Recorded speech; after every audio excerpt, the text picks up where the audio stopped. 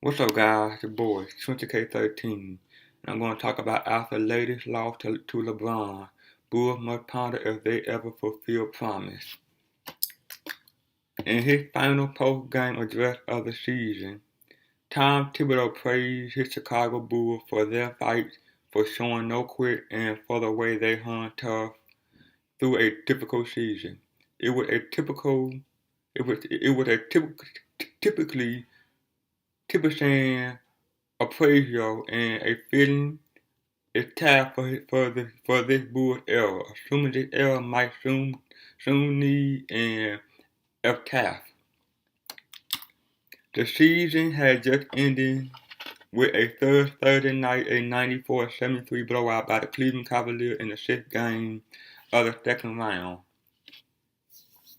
leaving the Bulls well short of their goals and grappling once again for answer. For the fifth straight year, they proved to be tough and resistant and many other admirable things, everything but champions. The only label they have stalked since Thibodeau and Derrick Rose and Joakim Noah began their rise in the East. This seemingly perfect marriage between the hard-driving head coach and the relentlessly energetic lineup is almost certainly over for reasons that go well beyond basketball. The epitaph will come soon enough. The rift between Thibodeau and the Bulls front office is the NBA's worst-kept secret, a clash of conflicting agenda and ego and philosophy, and it had become untenable. A breakup is considered almost certain, with only the timing and the details and the press release waiting to be determined. And I quote, "I can't even come close to imagining that Thibodeau stayed with the Bulls," said a source with ties to the coach, calling it almost impossible for the two sides to reconcile. The source put the chance of a breakup at 95%. "Until they tell me I'm not the coach, I expect to be here," Thibodeau said late Thursday. This is where matters get complicated. Jerry Randolph, the Bulls' notoriously frugal owner, is reluctant to fire a coach with 2 years and a reported $9 million left on his contract. Thibodeau could volunteer to rip up the deal, assuming he received an equally generous offer elsewhere. But even then the Bulls could demand compensation, i.e. draft pick, to let him leave. "It's a game of chicken," said another source with ties to the team. Yet there is enough motivation by all parties to find a solution, and there are enough interesting teams, chiefly the Orlando Magic and the New Orleans Pelicans, to envision a mutual, if not necessary, amicable divorce.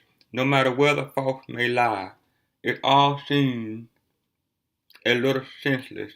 Since Thibodeau was hired in 2010, the Bulls have accumulated 255 regular season wins, trailing only the Spurs 286, Thunder 256, and Heat 261, and this despite losing Rose for the entire 2012-13 season and most of 2013-14 because of knee trouble. In so many ways, Thibodeau has been the perfect coach for these Bulls, never letting injury dictate expectation, forever pushing them to excel and even to overachieve, forever insisting, "We have more than enough to win." More often than not, they did. And although Thibodeau screaming in his perfectionist tendencies, sometimes great on his players, they generally respect his unwavering ideals. And I quote, "It's not up to my decision, but I love him as a coach," Rose said Thursday, adding, "If it were up to me, he would be back." Team officials have their eye on Iowa State coach Fred Hoiberg, a former Bulls guard, as their top choice to replace Thibodeau, according to sources. Hoiberg is highly regarded across the league and could provide a fresh vision and voice. What the Bulls arguably need most, though, are fresh legs on the court. Noah and and the feasible force really looked like himself this season after undergoing knee surgery last summer. Rose needed another knee surgery in February, his third since 2012. At times in these playoffs, Rose looked like his former self, exploding past defenders and rising to the rim, looking once more like the player who claimed the MVP award in 2011. Other nights he looked ordinary. After cutting failed Thursday, Rose struggled to put up 14 points on 7 of 16 shooting, without a single trip to the foul line, a common and alarming trend in this postseason. Jimmy Butler's breakout season also ended on a flat note. 20 points on 8 for 22 shooting. Paul Gasol, who fought through a hamstring injury, managed just 8 points and 5 rebounds.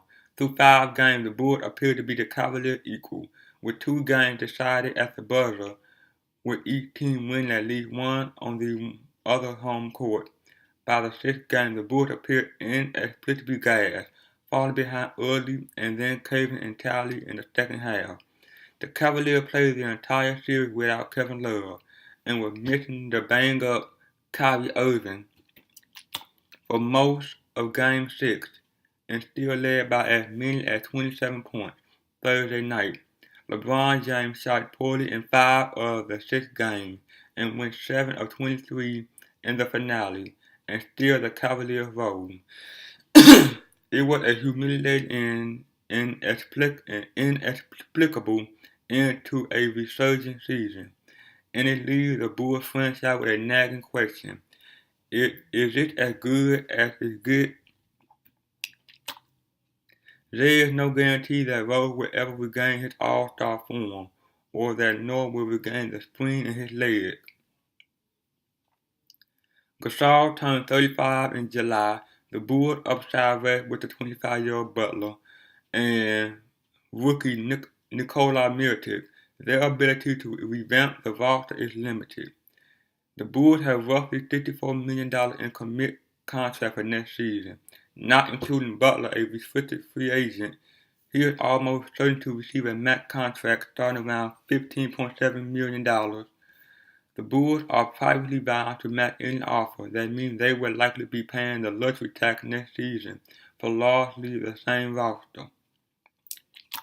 LeBron had become to the Bulls what Michael Jordan was to the Knicks and Pacers in the 1990s, a stubborn and unyielding obstacle.